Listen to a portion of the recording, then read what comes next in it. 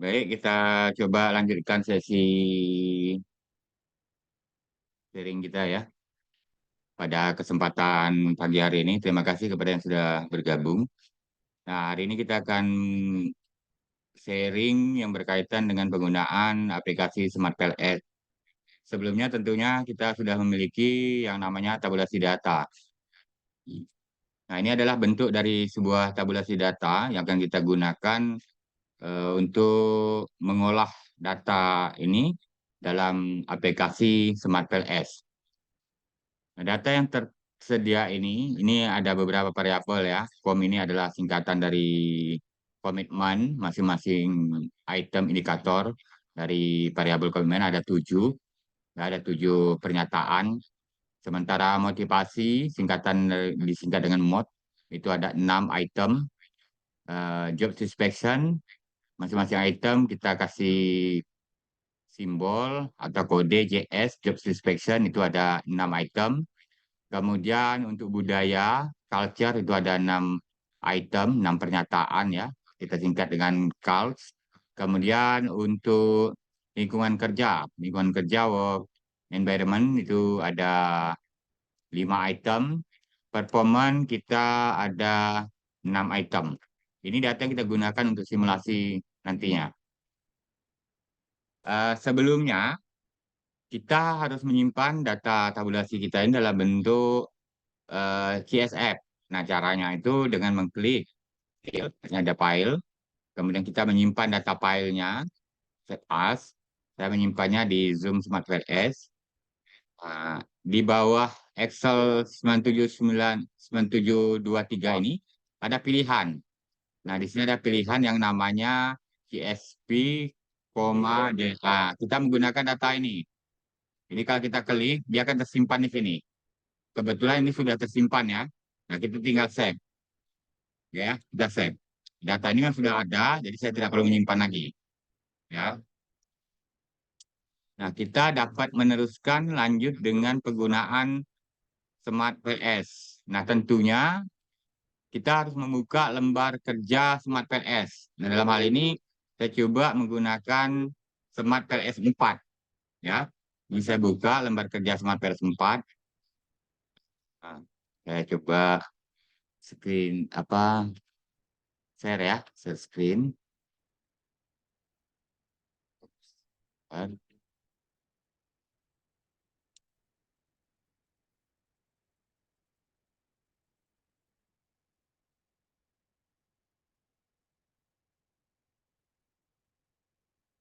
Smart PLS 4. Nah, ini lembar kerja pada Smart PLS 4. Jika sudah terbuka ya, nah, terbuka seperti ini. Nah, di sini ada new project. Kita untuk merancang membuat project kita nantinya, project riset penelitian kita. Tinggal klik, dikasih nama. Saya kasih nama di sini, contoh latihan PLS. Ya, latihan PLS. Nah, kemudian kita create. Nah, dia akan muncul tampil di samping ini. Nah, di sini ada import data, file. Di sini create model. Kita pastikan data file kita tadi di Excel itu terbaca. Kita dapat mengklik.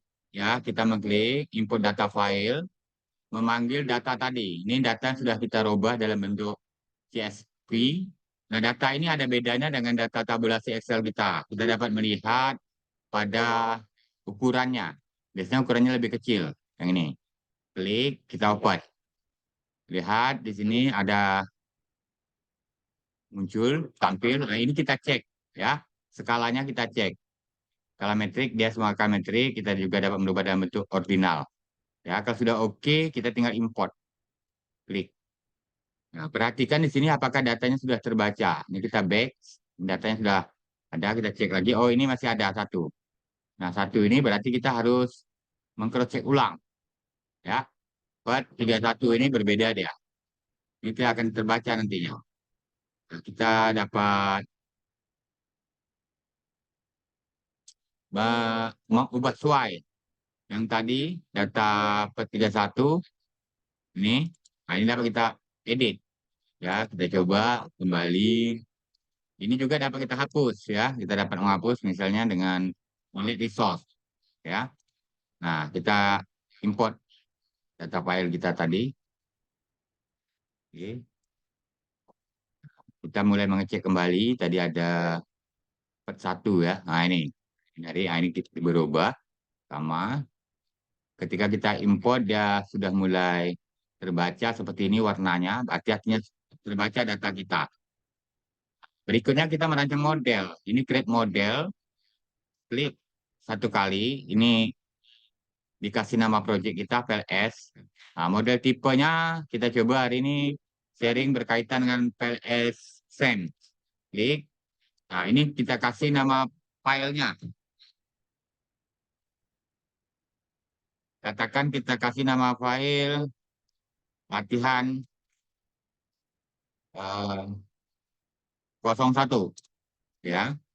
Nah, save. Nah, ini lembar kerja yang akan kita gunakan untuk menggambar model. Nah, kita ambil sampel. Contoh kita mengambil sampel untuk dua variabel dulu ya. Dua variabel dulu. Misalnya variabel kita itu kepuasan kerja. Ini bisa kita klik, kemudian shift, kasih di blok semuanya, ditarik untuk menggambar model. Nah, di sini kita langsung menulis nama variabel kita, misalnya job satisfaction, yaitu variabel daripada kepuasan kerja. Dia sudah muncul seperti ini, ya. Nah, kemudian kita mengambil satu contoh lagi tentang performance. Part, blok, tarik, kita menulis performance. Ini berkaitan dengan variabel kinerja. Oke, kita coba dari dua variabel sementara. Nah, ini dapat kita atur tata letaknya, ya. Kita rapikan sesuai dengan keperluan kita. Ya, tool yang di sini untuk merubah tata letak daripada item indikatornya. Misalnya kita mau merubah bentuknya begini, supaya kelihatan lebih rapi. Ya. Kemudian ada tanda connect di sini, ada tanda panah. Ini untuk menunjukkan, menghubungkan satu variabel dengan variabel lain dalam konteks misalnya pengaruh dan lain sebagainya. Ya. Nah, kalau sudah menggambar seperti ini kita cuma dua variabel, job satisfaction dan kinerja. Ini pekerjaan kita sudah selesai. Ya. Nah, kita melakukan dua hal dalam Smart PLS. Satu diantaranya adalah melakukan calculate.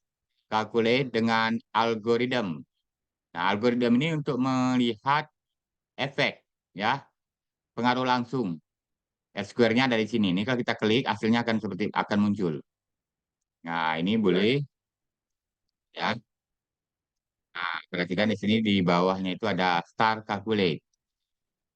Ya, akan muncul. Nah, ini adalah hasil pengaruhnya. Jadi pengaruh daripada kepuasan kerja terhadap kinerja performa itu sebesar 0,568. Kalau dikalikan dengan 100, setara dengan 56,8%. Ini sudah kelihatan. Yang utama itu kita coba melihat apakah indikator dari masing-masing variabel ini sudah valid. Ya, ini kita pastikan validitas daripada item indikatornya. Yang di sini ada nilai R square-nya. Nilai R square yang ini. Ini nilai R square-nya. Ya. Nah, untuk melihat di sini, kalau di sini kurang jelas, ini rata-rata biasanya kan di atas 0,7 kelabawaannya. Ya, kita dapat mengecek di bagian kolom ini. Ini ada kolom dari output dalam bentuk tabel. Misalnya kita melihat uh, di loading, after loading. Nah, biasanya bawaannya yang di bawah 5, di bawah 7 itu dia tidak valid. Makanya dia berwarna merah. Nah, berwarna merah ini artinya ini harus kita eliminasi. Ya, harus eliminasi, ini harus kita hapus. Contoh, JS5 dan JS6. Kemudian, performance 2. Ya, 56, 2. Nah, ini dapat kita hapus. 56 berarti yang ini, 5 dan 6. Nah, ini harus kita delete. Ya, cara mendelete-nya seperti ini. Ini 5, 6, kemudian ini 2. Nah, setelah ini kita masuk pada Tahap 2, kita merunning kembali algoritmnya. Kita running, kemudian start, calculate, hasilnya akan muncul. Nah, pengaruhnya ini sudah berubah. Nah, kita mau cek kembali apakah semua indikator kita sudah valid. Nah, ini dia sudah valid semua. Berarti sudah selesai tugas kita. Ya, sudah selesai tugas kita. Kita sudah tahu bahwa pengaruhnya itu positif. Ya, sebesar ini. Nah, untuk melihat signifikansinya, kita dapat melakukan dengan calculate bootstrapping. Ini kalau kita klik, kita hanya melakukan 2 langkah. Kita klik bootstrapping, kemudian kita running, start, calculate. Ya. Nah, dia akan muncul. Biasanya ini nilai P-nya. Di sini P value. Nah, P value ini biasanya dia harus lebih kecil dari 5%. Baru dia dikatakan signifikan. Kalau kita mau menampilkan nilai P value dan juga nilai part coefficient-nya, kita dapat memilih di sini. Ya, di sini misalnya ada, nah di sini P value-nya, sorry, nilai T statistiknya ya. Nah, di sini ada T statistik. Tadi kita lihat P value-nya, kemudian di sini ada nilai part sama P value. Kalau kita mau menampilkan yang seperti ini, ya, artinya ini ada nilai regresinya. Pengaruhnya sebesar 0,575, ini nilai P value-nya. Artinya pengaruhnya signifikan, ya. Nah, ini dapat kita lihat di sini ada pada konteks direct effect, ya. Di part di sini ada. Nah, ini nilai T statistiknya, ini P value-nya. Kalau dia biru seperti ini, pengaruh kepuasan kerja yang ada di sini terhadap kinerja performan, kita lihat yang di sini. Nah, ini dia signifikan. Seberapa besar pengaruhnya? Sebesar ini. Ini juga tampil pada gambar. Nah, data yang kita perlukan di sini adalah data yang tadi. Pertama, kita memastikan bahwa eh, item variabel kita itu dari bootstrapping-nya itu sudah valid. Kita punya 2 data ini dari algonya. Ya, dari algo kita perlu data algo itu adalah data yang ini outer loading-nya ini sudah valid. Setelah ini valid, kita dapat melihat nilai yang lainnya. Di situ ada nilai R square-nya di sini ya. Sudah ada nilai R square-nya. Nah, R square ini 0,33 ini. Jadi R-nya ada di gambar. Di sini. Ini dia hasilnya. Ya,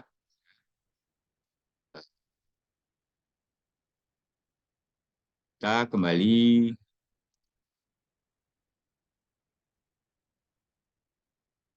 melihat nilai yang lain. Nah, untuk validitasnya itu ada diskriminan validity-nya. Nah, ini diskriminan validity-nya. Selain itu ada juga dari Crombat alfanya, ya. Nah, ini nilai dari Crombat alpha. Crombat alpha untuk job satisfaction, Crombat alpha untuk performance. Ini adalah composite reliability-nya untuk kepuasan kerja. Ini untuk kinerja. Ini composite reliability-nya untuk kepuasan kerja, dan ini untuk kinerja. Dan AP ini dipastikan di atas 5. Nah, kalau dia biru, kita perlu data ini saja. Berarti ada 3 data yang kita perlukan. Satu tadi adalah berkaitan dengan author, loading, menentukan validitas item indikator kita. Yang kedua, reliabilities, ya, reliability dan validity-nya. Kita perlu data ini. Yang satu lagi itu part coefficient-nya, ya, pengaruhnya. Kita sudah tahu pengaruhnya seperti ini. Kemudian ada R square yang kita perlukan data ini. Jadi kita perlu data ada sekitar 3 saja yang akan kita ekspor ke Word. Nah, setelah itu kita melihat signifikansinya. Nah, bagaimana cara melihat signifikansinya itu tadi dengan mengkalkulate bootstrapping. Ini ada bootstrapping, kita calculate. Dia akan muncul. Nah, gambar ini kita sesuaikan. Nah, bagaimana menyimpan gambar ini dapat di-save di sini. Ya, kita save, nanti dia akan muncul semuanya. Ya, kita dapat melakukan. Nah, ini eh, contoh ya. Contoh untuk satu variabel. Atau kita mungkin punya variabel yang lain, variabel ketiga. Contoh kita punya variabelnya itu variabel komitmen. Kita mau masuk tentang variabel komitmen. Ada 7 misalnya. Oke, ada 7. Masuk komitmen. Ya. Nah, kita sudah mulai punya 3. Nah, ini bisa kita tata letak ya. Kita buat tata letaknya sesuai dengan perluan. Oke. Kita tarik, ya kita taruh di atas. Dia akan begini, ya. Nah, di sini biasanya ada gambar untuk menentukan dia lurus nanti kita terapi. Ya. Nah, kita coba menghubungkan, misalnya variabel kita 2 nih. Contoh komitmen dengan eh, kepuasan. Ini sebagai sampel saja. Ini tinggal kita atur tata letaknya, ya.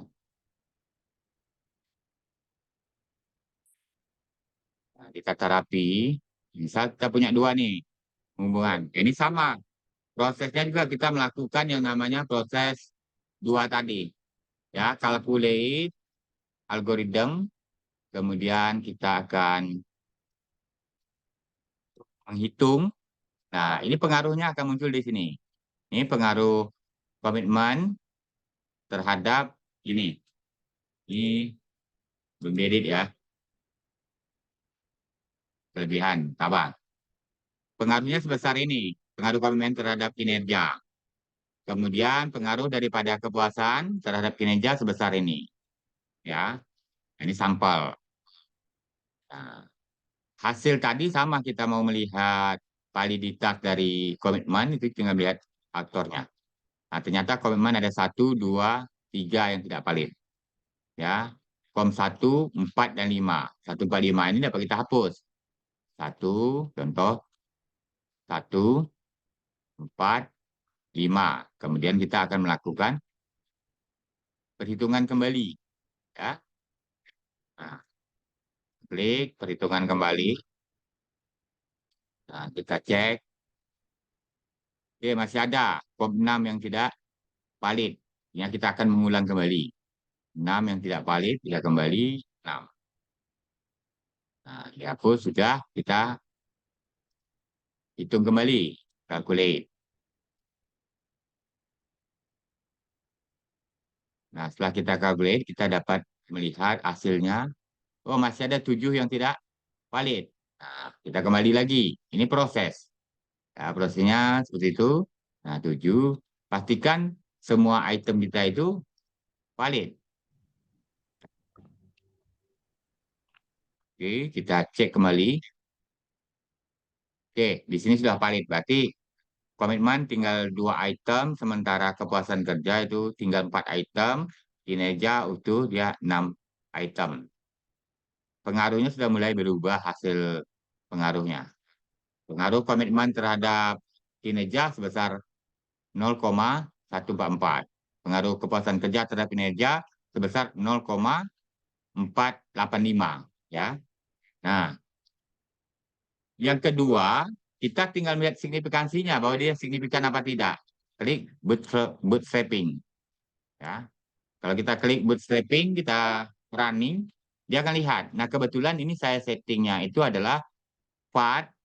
Kalau kita settingnya nilai eh, apa p-value-nya saja dia akan muncul sini. Ya, seperti ini p-value-nya. Karena saya settingnya part dan p-value dengan tujuan dapat melihat pengaruhnya signifikan apa tidak, itu dari sini. Nah, pastikan ya di dalam kolom ini ada nilai p-value-nya. Nah, nilai p-value ini harus lebih kecil dari 5% atau lebih kecil dari 0,05. Artinya komitmen ini berpengaruh positif. Pengaruhnya positif tapi tidak signifikan karena ini di atas 5%. Nah, sementara ini di bawah 5%. Jadi pengaruh kepuasan kerja terhadap komitmen itu, terhadap kinerja itu, maaf, itu signifikan dia. Nah, ini dapat kita lihat lagi di part-nya. Nah, lihat di sini. Di part ini juga sudah dikasih, bisa dilihat lebih jelas di sini untuk mendeskripsikannya. Yang merah ini tidak signifikan dia, artinya pengaruh komitmen terhadap kinerja, performa itu tidak signifikan. Pengaruh job satisfaction terhadap performa itu dia signifikan. Seberapa besar pengaruhnya? Ini. Pengaruh kepuasan terhadap kinerja sebesar ini. Pengaruh komitmen terhadap performa sebesar ini. Oke ya. Nah, kita kembali dengan simulasi yang lain. Ini model seperti ini. Kemudian kita mencoba model yang, kalau model yang lain, misalnya kita menghubungkan antara kepuasan kerja, ada teori yang menghubungkan antara kepuasan kerja dengan komitmen. Nah, ini dapat kita hubungkan. Nah, kita dapat melakukan running setelah itu. Nah, contoh ini kita running ya.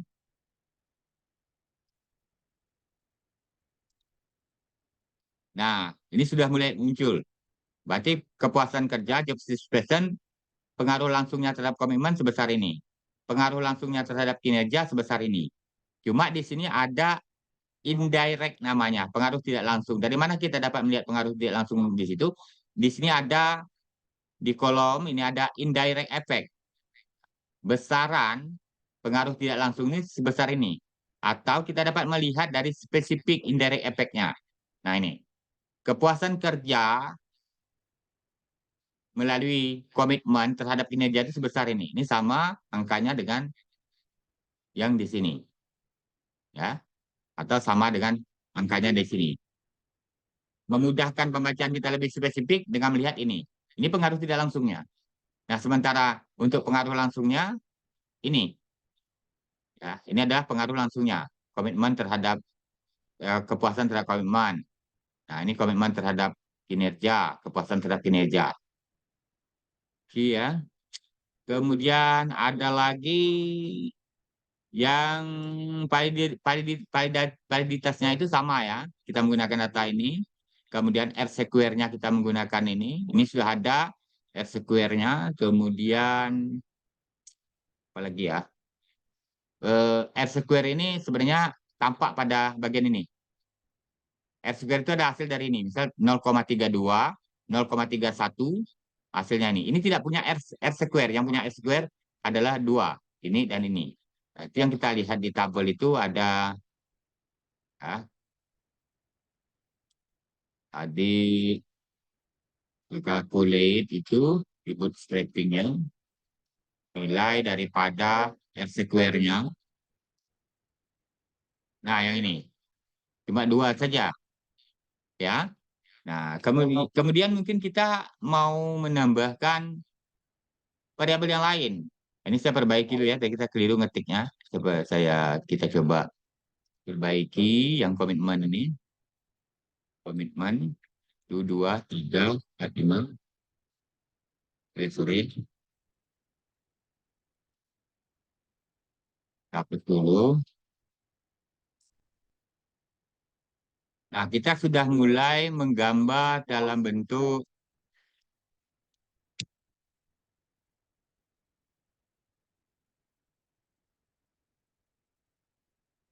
yang seperti ini. Kira-kira gambar dari penelitian kita tadi, yang kita telah kita gambarkan. Gambar seperti ini. Nah, atau mungkin kita mau menambah variabel. Kita punya variabel penelitian lainnya. Contohnya, ini di tata rapi. Ya. Kira-kira kita buat gambarnya seperti inilah. Desain penelitian kita. Contoh kita mau menambahkan variabel penelitian kita itu yang berkaitan dengan motivasi. Nah, motivasi ini bisa kita langsung ya, tarik, dikasih kode motivation, dikasih nama variabelnya, klik, nah dia akan berbentuk seperti ini. Ya. Nah, kalau sudah seperti ini kita tinggal menghubungkan. Misalnya kita mau melihat pengaruh motivasi terhadap komitmen, sambungkan. Pengaruh motivasi terhadap kepuasan, kita sambungkan. Nah, kira-kira model penelitian kita nanti akan seperti ini, tampak gambarnya, ya. Nah, ini dapat kita running. Misalnya kita melakukan dua tadi langkah algoritma. Kita mau melihat pengaruh dari masing-masing variabel. Nah, di sini sudah tampak ya pengaruh motivasi terhadap komitmen sebesar ini 0,72, pengaruh motivasi terhadap job satisfaction sebesar 0,65, pengaruh job satisfaction terhadap performance sebesar 0,42, pengaruh komitmen terhadap performance sebesar 0,22, kemudian pengaruh eh, apa? Job satisfaction terhadap komitmen sebesar 0,14. Katakanlah indikator sudah kita cek ya, tapi tadi kan ini ada yang tidak valid, kita harus eliminasi. Ini juga kalau ada yang tidak valid harus kita eliminasi. Contoh tadi kita melihatnya dari outer loading. Nah, di sini ada kom 1 yang tidak valid 145. Yang variabel lain valid berarti 145. Nah, kita harus mengeliminasi 145. Dari kom itu 1, 2, 4, 5, kemudian kita calculate, kita mengecek kembali statusnya. Kita lihat outernya masih ada 6, ya, yang lain semuanya valid. Kom 6, kira-kira ini dia. Kita running lagi. Oke, kita lihat.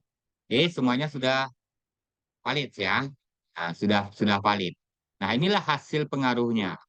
Nah, ini sudah mulai meningkat hasil pengaruhnya tadi. Ya. Nah, ini untuk melihat hasil pengaruh. Kemudian langkah kedua yang kita lihat itu adalah dari hasil ini tetap kita robah ya. Istilahnya kita input nanti datanya. Tapi itu simulasi saja. Validitas sudah oke, kita melihat dari reliabilitasnya. Nah, di sini tidak ada yang merah ya. Paling tidak sudah reliable dia. Kemudian kita melihat dari partnya, ini pengaruhnya masing-masing ada di gambar tadi. Nah, kemudian dari gambar ada pengaruh indirect. Ya, indirect. Nah, spesifiknya seperti ini. Jadi pengaruh tidak langsung kepuasan kerja, job satisfaction terhadap performance melalui komitmen sebesar ini. Pengaruh motivasi terhadap kinerja melalui kepuasan seperti ini. Motivasi terhadap komitmen melalui kepuasan seperti ini. Motivasi terhadap kinerja melalui kepuasan ini.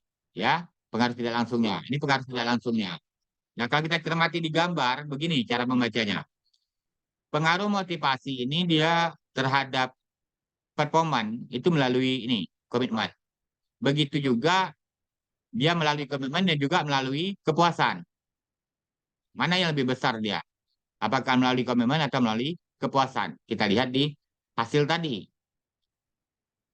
Sementara kepuasan, job satisfaction terhadap komitmen itu melalui komitmen. Nah, ini dia. Jadi kita punya 1, punya 2, punya 3 yang tidak apa yang melalui indirect effect. Nah, kita dapat lihat pada konteks tadi ya, ini running lagi. Tapi datanya bisa kita simpan. Ini ada indirect effect. Ini kita memang spesifik ya. 1, kita punya motivasi, ini ada 3, 4 ya. Nah, 1 motivasi terhadap komitmen juga ada. Berarti kita punya 4. Kita coba ya. Nah, di sini ada motivasi terhadap komitmen juga melalui kepuasan. Ini 1. Berarti untuk motivasi ada 1, kemudian ada 2, kemudian ada 3. 3, sementara job satisfaction itu cuma ada 1. Berarti kita harus ada punya 4.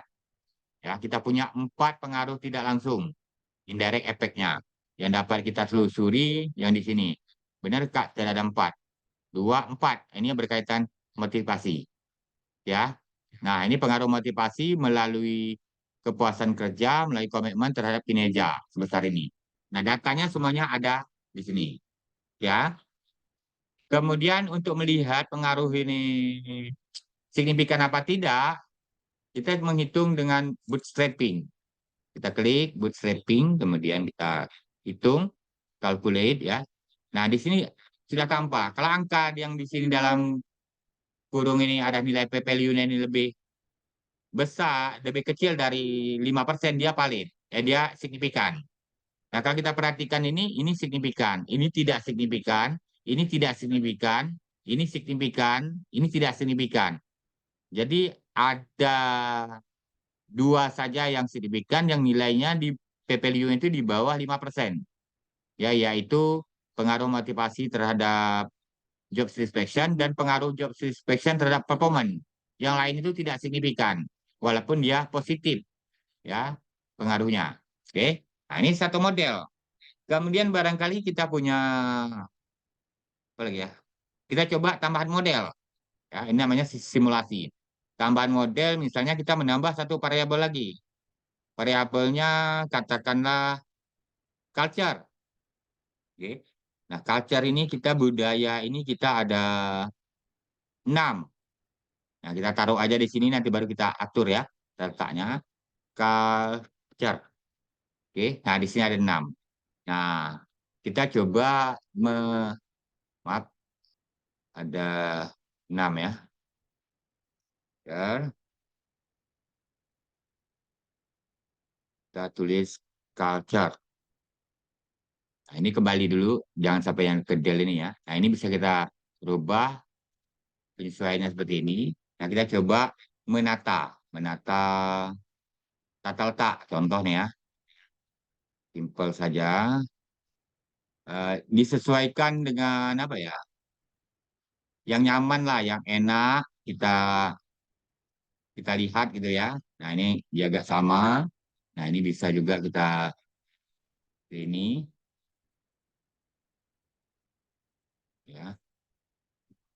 Ini. Nah, kalau dia terlalu ini kita bisa kan. Nah, ini bisa kita tata kertakan. Nah, indikator ini juga sebenarnya bisa kita hidden ya. Hidden itu artinya kita tidak tampakkan indikatornya. Contohnya nih, kita mau menghidden indikator nih. Ini kalau kita klik kanan, di situ ada hidden indikator, supaya tidak tampak dia. Nah, kalau kita mau munculkan kembali, kita show. Oke, nah sekarang kita menghubungkan. Misalnya kita mau lihat pengaruh budaya terhadap nih, komitmen. Pengaruh budaya terhadap job satisfaction. Ya, umpamanya seperti itu. Ya. Nah, kalau kita punya yang seperti ini tata letaknya silakan diatur ya. Saya coba menyesuaikan saja. Nah, kalau kita punya seperti ini sudah ada, sudah boleh kita running, ya. Atau kita mau menghubungkan lagi, mau melihat pengaruh motivasi terhadap kinerja secara langsung kita hubungkan. Kita mau melihat lagi pengaruh budaya secara langsung terhadap kinerja. Nah, seperti itu. Nah, ini dapat kita hubungkan, ya. Nah, ketika kita hubungkan, tapi ada basis dasar teori ya, kira seperti ini, ya tata-tatanya. Atau kita mau melihat lagi, ada teori yang menghubungkan antara budaya itu berpengaruh terhadap motivasi. Jadi orang budaya kerja yang bagus itu akan memotivasi orang untuk bekerja misalnya. Nah, kita dapat menghubungkan lagi. Dengan modelnya ya hampir-hampir complicated lah. Nah, kalau seperti ini semuanya sudah teruji ya, diuji. Nah, kita tinggal melakukan dua hal yang tadi. Algoritma, kemudian kita melihat hasilnya. Nah, kita lihat di sini pengaruhnya ada yang berpengaruh negatif di sini. Motivasi terhadap kinerja secara langsung itu negatif, yang lainnya positif, ya, positif. Tapi kita memastikan juga indikatornya itu masing-masing sudah valid apa tidak. Nah, kita lihat di sini. Oh, ternyata untuk culture itu jadi semuanya tidak valid nih kalau kita hubungkan. Satu aja yang valid yaitu budaya itu hanya C5 yang valid. Yang lain valid ya. Berarti kita hapus yang tidak valid ini. Tinggal C5 saja yang valid. Kita hapus culture. Untuk culture C5 yang tidak valid. C5. Eh, sorry, cuma C5 yang valid ya. Yang tidak valid ini kita hapus.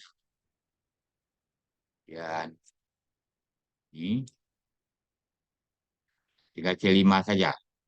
Ini kita coba running lagi. Kita lihat hasilnya. Nah, kalau seperti ini karena dia cuma satu yang tidak valid. Nah, di sini ada performance satu yang tidak valid ya. Nah, ini kita eliminasi juga tuh. Nah, kita coba running. Ini kalau model kita full ya. Kita lihat lagi. Oke, kalau semuanya sudah valid, kita lihat konstruk validity-nya juga sudah oke. Nah, kita dapat melihat yang lainnya, baik itu koefisiennya ini. Nah, di sini kita perhatikan ada yang negatif ya. Contoh komitmen, motivasi ini negatif, culture, kepuasan negatif, yang lainnya positif. Tapi kita belum tahu positifnya ini apakah negatifnya ini signifikan apa tidak. Nanti kita hitung di bootstrapping. Nah, kemudian kita lihat yang pengaruh indirect efeknya. Nah, di sini ada hasil spesifiknya ya. Data ini yang kita gunakan. Ada juga pengaruh tidak langsung yang negatif juga di sini. Nah, ini nih. Banyak sekali karena variabel kita tadi terhubung memang cukup banyak. Nah, kita tinggal melihat dari hasil bootstrapping-nya. Ya, signifikan apa tidak. Lihat dari hasil bootstrapping-nya.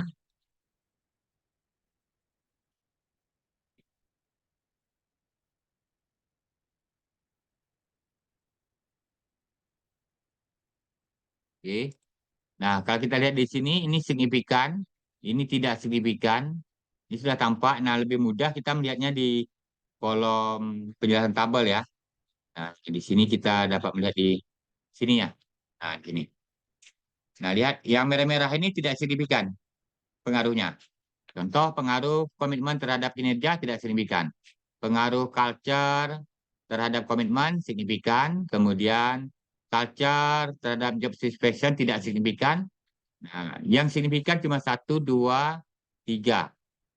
Yang signifikan pengaruh culture terhadap komitmen, kemudian pengaruh culture terhadap motivasi, kemudian yang ketiga pengaruh motivasi terhadap kepuasan kerja. Cuma tiga yang signifikan, yang lainnya tidak signifikan. Besar pengaruhnya seperti ini. Ya. Nah, ini tidak signifikan. Yang negatif termasuk hal-hal yang tidak signifikan. Nah, signifikansinya seperti itu. Ini kalau kita mau nampil bisa lihat juga dari sini. Dari sini kalau kita lihat pengaruh yang signifikan itu satu, kemudian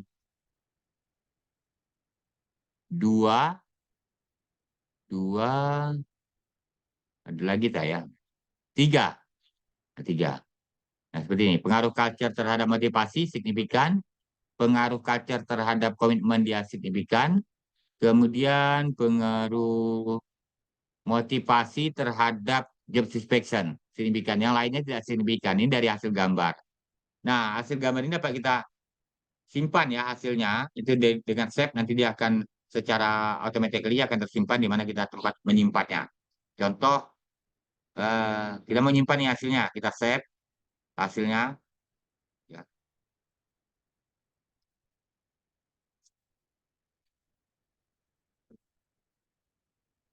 Tadi sudah kita running ya, kita coba ya.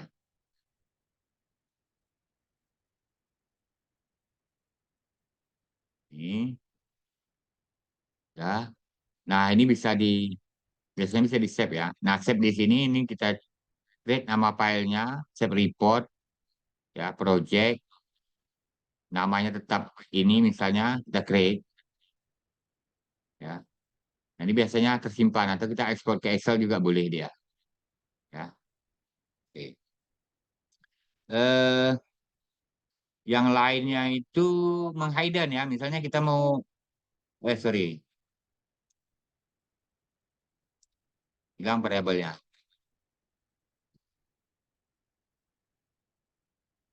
Oke. Nah, menghidden variabel, menghidden indikator ya. Nah, contoh yang kayak gini, supaya kita agak lebih leluasa natanya ya silakan di hidden gitu.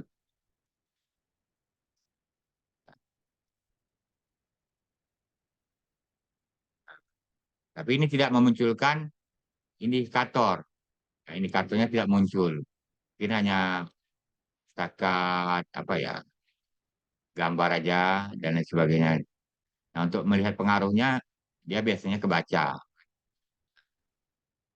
Ini kita mau melihat pengaruhnya, dia automatically muncul. Ya. Kemudian ini dari sisi pengaruh ya.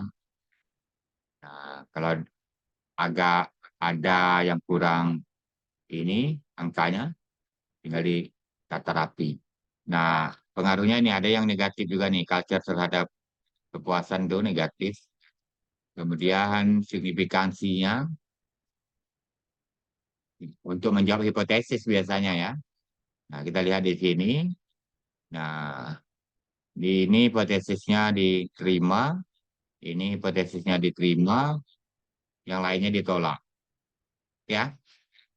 Nah, itu untuk simulasi pada kesempatan hari ini. Nanti keperluan dan datanya bisa disesuaikan ya. Nah, yang paling penting itu, yang paling tidak kita sudah dapat lah gambar gitu ya, membuat gambar yang sesuai yang kita perlukan dengan riset kita. Ya,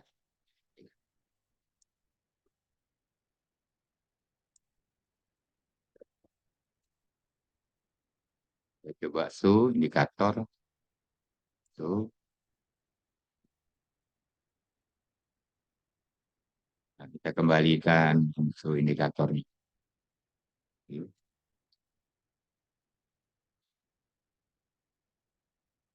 Nah, di sini untuk tombol item mengatur tata letak dari indikatornya. Ini bisa dirubah tata letaknya. Ini kalau kita punya 4 variabel penelitiannya. Ini disesuaikan dengan apa? Dengan keperluan kita lah ya. Nah, ini juga kalau kita tidak perlu ini, mungkin gambarnya cuma begini saja. Ya, tadi ada variabel yang barangkali hilang ya. Nah, ini kita menata. Biasanya ada kode ini berarti udah lurus ini. Ya, tadi ada variabel komitmen ya. Komitmen ini memang sudah tadi ini ya. Ada 7 buat komitmen. Nah, ini kita tata demikian rupa kalau kita memang kepingin penelitiannya seperti ini gitu. Nah, kalau ini kan variabelnya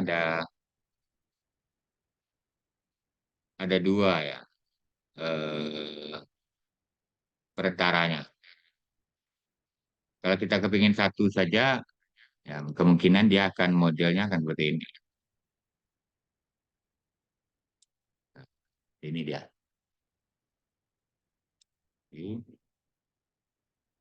Ini contoh ya. Oke. Nah, seperti ini. Nah, kita namanya merancang atau mendesain model penelitian kita saja. Ini bisa disesuaikan juga disesuaikan dengan keperluan kita.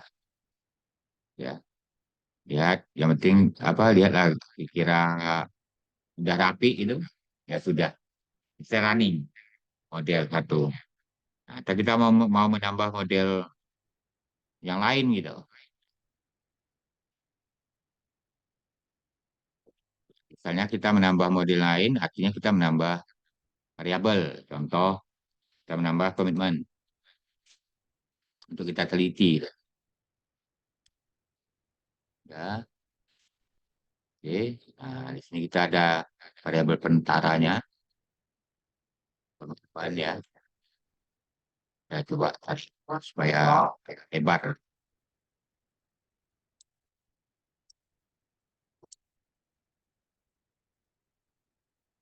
Oke. Nah, ini kita sudah punya 2 variabel pentaranya. Ya bisa seperti ini. Oke.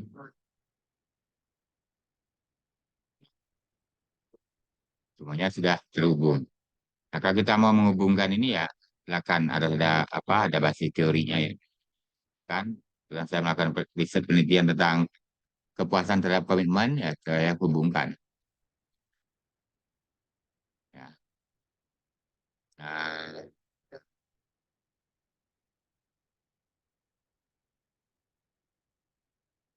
ya, ini kita sesuaikan ya. Kalau kita mau seperti ini juga yang jelas dia kebaca ya. Datanya bisa kebaca saja. Yuk. Oke, jadi kemudian apalagi yang belum kita hubungkan ya. Kalau kita mau menghubungkan motivasi ya juga silakan. Apakah motivasi terhadap budaya atau budaya terhadap motivasi? Nah, sebenarnya sudah lengkap. Dua hal yang perlu kita ingat itu melakukan perhitungan algoritma ya, ini. Nah, pastikan semua yang di sini sudah valid indikatornya. Kalau sudah valid, ini adalah hasil dari pengaruhnya masing-masing di tanda panahnya ini. Kita melakukan perhitungan yang namanya bootstrapping untuk menentukan hipotesis, yang menjawab hipotesis ya, signifikansinya. Nah, di sini bisa dilihat juga. Atau kita melihat tidak mau memunculkan nilai pengaruhnya, cepatnya. Di sini kita bisa langsung pada p-value-nya. Nah, kita hanya mencermati p-value. Ini tidak valid, ini tidak signifikan, tidak signifikan, tidak signifikan, tidak signifikan. Yang signifikan ada satu, dua, hanya dua yang signifikan. Yang lain tidak signifikan. Ya, ini. Oke, kira-kira untuk share ya share pertemuan kita pada kesempatan hari ini juga sampai di sini. Kalau ada hal yang mau ditanyakan atau didiskusikan silakan ya. Ya, silakan kita tunggu. Mudah-mudahan apa yang disampaikan, diseringkan itu berguna dan bermanfaat buat kita semua karena kita waktunya memang ada waktu ya berbagi ya. Nah, itu kira-kira gambaran. Jadi kalau kita misal memiliki tiga variabel ya gambarnya tiga tadi. Misalnya tiga variabel, gambarnya cuma tiga. Penelitian saya cuma tiga variabel, Pak. Variabelnya apa? Contoh ya. Tapi yang jelas kita harus sudah punya tabulasi data. Kalau misalnya variabel kita tiga itu cuma ini misalnya. Oke. Cuma ini. Ya udah gambarnya kira-kira seperti ini. Nah, ini untuk basis varian. Nanti kita lihat kalau dia berbasis kovarian seperti apa. Ya, ini. Nah, ini bisa kita letak. Ini pun bisa kita pindahkan. Contoh ya, yang tadi itu bisa kita pindahkan. Artinya kita sesuaikan lah diatur tatanya ya rapi. Kalau kita merasain dia cukup rapi ya sudah. Atau kita mau menggambarnya jadi seperti ini. Oke. Nah, gambarnya akan jadi seperti ini. Kalau ini mau kita rubah, pastikan tidak mengganggu ya. Nah, dia akan bentuk seperti ini. Supaya agak tidak memakan tempat ya. Ini kita kita yang coba menatanya. Nah, kira seperti itu. Ini kan variabel kita cuma tiga. Nah, kemudian kita melakukan perhitungan algoritma untuk melihat pengaruhnya. Nih, nah ini pengaruhnya. Ya. Ini, sorry, saya tarik. Saya terlihat ya angkanya. Nah, ini, nah ini pengaruh. Tapi ini adalah pengaruh langsung. Ini pengaruh langsung. Ini juga pengaruh langsung. Ya, pengaruh langsung kepuasan kerja terhadap komitmen, pengaruh langsung kepuasan kerja terhadap performance, pengaruh langsung komitmen terhadap performance. Nah, untuk pengaruh tidak langsungnya tadi itu ya kita lihat di indirect-nya. Nah, ini kita coba dulu lihat ini, kemudian kita lihat dari signifikansinya. Kita bisa muncul dengan bootstrapping. Oke. Nah, ini adalah nilai p-value-nya. Kalau kita mau muncul hasil tadi, ya silakan pilih part coefficient dengan p-value. Nah, ini signifikan, ini tidak signifikan. Cuma satu yang signifikan, pengaruh job satisfaction terhadap komitmen. Betul.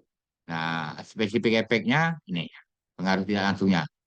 Pengaruh motivasi, pengaruh tidak langsung motivasi melalui komitmen terhadap kinerja, ini sebesar ini, maaf. Dan itu tidak signifikan. Jadi kita dapat menentukan pengaruh langsungnya itu signifikan apa tidak juga ketahuan. Nah, besarannya seperti ini. Nah, karena ini mungkin tidak muncul di gambar 171-nya. Begitu. Nah, ini nilai R square-nya. Oke, itu saja. Silakan kalau ada yang mau ditanyakan, kita masih memberikan waktu ya. Nanti ada lain waktu kita akan coba tentang latihan saja, Smart PS, kemudian bagaimana kita menggunakan GSCA, nanti bagaimana kita menggunakan berbasis varian ya. Tadi varian, kemudian covarian, sudah mulai dapat gambaran sederhana. Yang jelas kita punya data, kemudian kita sudah punya aplikasinya. Kebetulan tadi Smart PS 4 ya. Nah, hari yang lain juga kita ada sharing berkaitan dengan penggunaan AMOS. Semua kemarin penggunaan AMOS belum sampai pada latihan untuk modifikasi model. Ya. Silakan Bapak Ibu, kalau ada hal-hal yang perlu ditanyakan atau didiskusikan, kemudian silakan mohon untuk diisi absensinya. Absensi ini adalah untuk keperluan kita saja. Nah, absensinya ya. Saya coba share absensinya sebentar.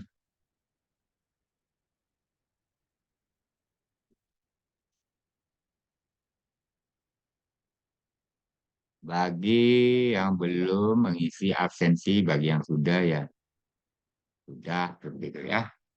Tolong diisi. Nah, itu kalau keperluan kita untuk tugas akhir di skripsi itu kan data-data tadi harus kita explore. Nah, kalau keperluan publikasi artikel ilmiah kan sesuai dengan keperluan karena dia tidak jumlahnya juga terbatas, misalnya maksimal 15 lembar atau maksimal 50 lembar. Nah, kita coba usahakan bagaimana kita membiasakan untuk mengapa mengolah data. Kemarin dengan SPSS sudah, kemudian dengan AMOD sudah, sekarang dengan Smart PLS nanti kita kaji lebih dalam sejauh mana eh, pemahaman kita tentang alat-alat yang bersangkutan. Saya berbagi apa yang saya tahu saja, ya, sebatas yang saya tahu, mungkin tidak lebih dari itu, dan juga dapat melihat rujukan yang lain, pelatihan-pelatihan di luar misalnya, kemudian melihat tutorial YouTube, referensi-referensi dari yang lainnya. Yang jelas semuanya itu ada basis teorinya. Nah, kalau validitas tadi juga ada yang menggunakan standar 0,5 dia sudah valid gitu. Bawaan sistemnya yang saat ini memang 0,7. Nah, kalau di smart apa di SPS kan mungkin 0,3 sudah apa ya, sudah valid gitu. Nah, sementara di AMOS juga 0,5 dia baru valid gitu. Nah, jadi semakin tinggi alat yang kita gunakan itu dia sensitivitasnya juga semakin besar. Ya. Standar errornya lebih kecil gitu. Validitasnya untuk instrumen aja yang paling rendah. Nah, ini mungkin SPSS ya dengan menggunakan T-table gitu. Dengan menggunakan R-table berbanding R statistik. Nah, tadi kita tidak melihat yang mana eh, apa istilahnya tes statistiknya, T-tabelnya. Karena kalau melihat tes statistik membandingkan dengan T-tabel, kita perlu membuka tabel T-nya. Jumlah sampelnya berapa, kemudian lihat di tabel T-nya. Nah, yang kedua cara melihat signifikansi itu eh, signifikan apa tidak, itu dengan standar tadi yang di bawah 5%. Nah, kebetulan di alat Smart PLS ini kan sudah ada bawaannya, kemudian ya lihat aja di sana sudah ada porsi, sudah dikasih keterangan penjelasan gitu, yang mana warna merah yang tidak valid, yang mana warna merah yang tidak signifikan sudah ada. Nah, itu yang kita explore. Nah, bahwa kita menjelaskan ada pengaruh, tiga pengaruh yang tidak valid, tiga pengaruh yang tidak signifikan, hanya dua pengaruh yang signifikan, yaitu variabel ini gitu. Nah, besar pengaruhnya, efeknya, eh, pengaruh langsungnya sebesar ini, pengaruh tidak langsungnya sebesar ini tidak signifikan, misalnya seperti itu. Kalau dia positif, kita nyatakan dalam bentuk positif, kemudian kita backup dengan referensi, teori, ataupun penelitian terdahulu. Itu saja untuk keperluan publikasi ya. Nah, bagi teman-teman yang mengambil publikasi, nanti silakan merancang draftnya. Jadi, walaupun variabelnya banyak ya, dengan alat yang kita cari, alat yang barangkali dapat memudahkan, membantu kita dalam mengolah data. Ya. Kalau kita anggap ini alat yang sederhana, dapat membantu, ya silakan digunakan. Rekomendasi saya ya, rekomendasi, karena kalau di SPSS itu paling tidak ada uji normalitas data, datanya masih normal. Di alat yang lain juga kayak Sam Amos juga datanya masih normal. Nah, kadang-kadang datanya tidak normal. Ini kendala kita. Nah, di Smart PLS itu ujinya tadi karena dia melakukan uji inner model dan outlier model saja dua, yaitu uji validitas, kemudian uji hipotesis, uji model namanya. Yang dua tadi kita melakukan proses dua kali klik, klik algoritma untuk melihat pengaruhnya, sekalian melihat validitas terhadap instrumen indikatornya, kemudian kita running ke bootstrapping untuk menjawab hipotesis kita, yaitu menentukan signifikansinya. Dia selesai. Nah, kemudian silakanlah dieksplor untuk menjadikan sebuah paper. Oke, itu saja. Silakan diisi absensinya ya, dan sambil santai, misalnya ngopi pagi, mudahan eh, minggu yang berkah ya. Kalau tidak ada, mungkin pertemuannya kita cukupkan sampai di sini. Saya akan tutup ya. Kita akan akhiri, kita akan lanjutkan pada pertemuan kita nanti berikutnya. Ini yang masuk pada kesempatan ini sudah berada di grup ini ya, grup apa tuh? Grup Ngopas atau grup Ngopri itu. Dan nanti saya bisa share.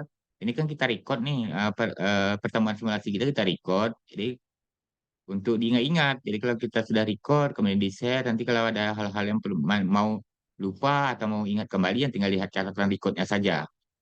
Ya, saya tidak membatasi karena memang ada waktu ya saya berbagi gitu.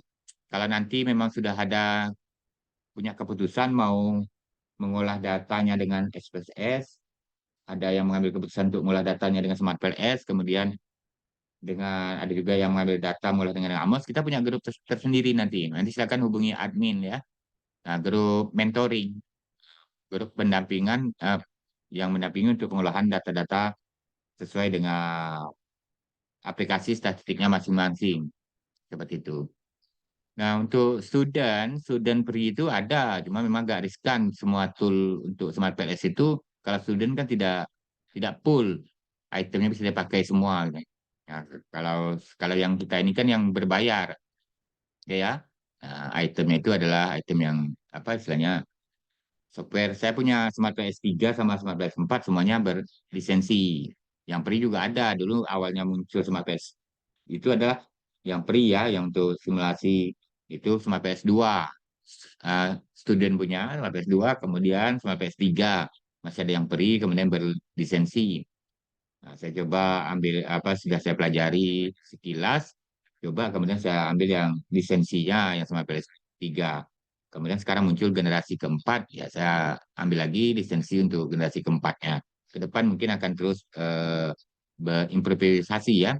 Kalau di Smart PS3 kan tidak ada CB, dia tidak ada covariant base kayak Amos gitu. Nah, di sini ada di 4 di Smart PS4 bisa dia melakukan covarian seperti Amos gitu. Nah, hanya saja mungkin data yang diperlukan itu agak cukup apa ya? Cukup besar ya. Perlu data yang besar untuk CB. Nanti kita coba simulasi dengan penggunaan seperti Amos di Smart PS begitu. Oke, ada yang mau di ini kan? Yang ditanyakan videonya apa tuh? Gambarnya saya sambil ngopi. Kalau tidak ada, kita cukupkan pertemuan kita pada kesempatan hari ini juga sampai di sini ya. Terkurang saya mohon maaf, ribuan terima kasih semuanya. Saya akhiri dengan wabillahi taufiq walhidayah. Wassalamualaikum warahmatullahi taala wabarakatuh. Selamat pagi.